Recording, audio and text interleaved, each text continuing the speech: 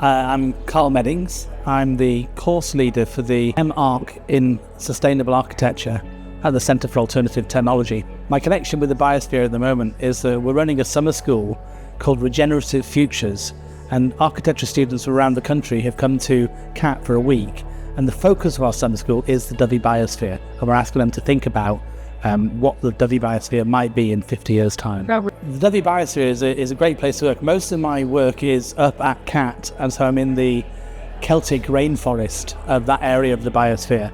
But it's a fantastic area that has so many different habitats for so many different wildlife and so many different habitats of people as well. And from the point of view of the work that I do with students and their studies in architecture, everything is here. There are a wide range of places that we can examine and work with. I think one of the strengths of the biosphere is its variety both in terms of human settlement as well as variety in wildlife and habitats. And I think there are lots of connections that can be made, and the way that we make those connections to enhance the way that people work with each other and work with nature, I think is a really important thing for the future of the biosphere.